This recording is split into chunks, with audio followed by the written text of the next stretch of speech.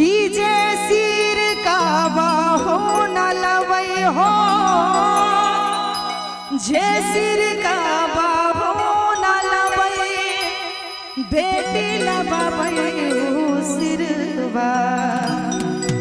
यही रे सुंदर धिया कारण बाबा लवै अपन सिरवा। और मैं चाहूंगी कि म्यूजिक से आ जाएगा भैया, बहुत अच्छा लगेगा, एकदम से अच्छा मूड में आइएगा। 1 2 3 4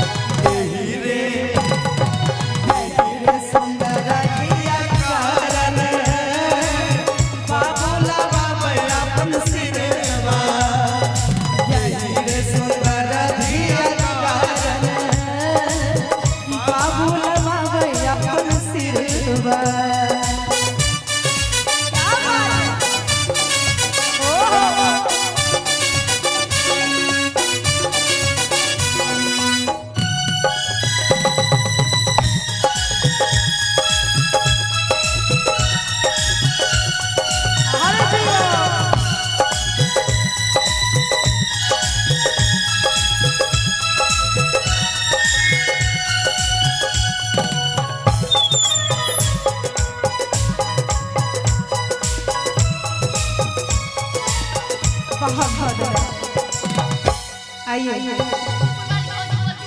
अच्छा बिल्कुल बिल्कुल अमन यादव प्यारेपुर, उनके तरफ से ढेर सारा आशीर्वाद। बहुत बहुत धन्यवाद और आपको भी बहुत बहुत धन्यवाद। ये है हमारे क्या बोले सोनी समस्तीपुर वाली भौजी, इनका आईडी है। जितने भी हमारे दर्शक हैं आप लोग जाइए फेसबुक पे सर्च कीजिए, ढेर सारा इनको प्यार और आशीर्वाद दीजिए। दुनिया में ऐसे ऐसे लोग हैं एकाएक से आगे कहते हैं मेरा प्रमोशन करिए, नहीं तो यहाँ से जाने नहीं देंगे। अब प्रमोशन करना बनता है यार, नहीं तो बांध के रख लेंगे इनके एरिया में है। बिल्कुल बिल्कुल तो अब बुरा नहीं मानेगा, हम भी आपके साथ कर रहे हैं। आपसे हम ऑलरेडी बहुत प्यार करते हैं और कहेंगे पेलियो एक मिनट भैया, ओम प्रकाश भैया से कितने लोग प्यार करते हैं? कितने लोग? एक बार जोर। गरीबों का मसीहा है वो। दोनों हाथ। और उनको कौन कौन लोग दिल में बसाए हैं अभी तक? हम तो बसा लिए हैं। बहुत अच्छे हैं, बहुत नेक इंसान हैं। उनके लिए जोरदार ताली बजनी चाहिए। और भैया का नाम लेंगे इस गाना में अभी कि पेलियो ओम प्रकाश भैया जूता, पेलियो ओम प्रकाश भैया जूता, मुख पान के बिरवा, करुणा समाधि से मिलनवा, मुख पान के बिरवा। और ताली के साथ कहेंगे कि पेलियो ओम प्रकाश भैया जूता, मुख पान के बिरवा, करुणा समाधि से मिलनवा, मुख पान के बिरवा। जय श्री काबा हो नालावे हो, जय श्री काबा हो नालावे, बहिनी लगावै सिरवा,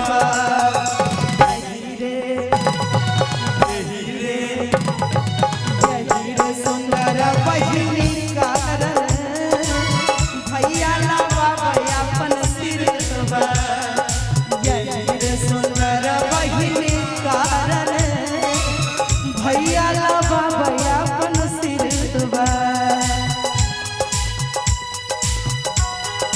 क्या बात?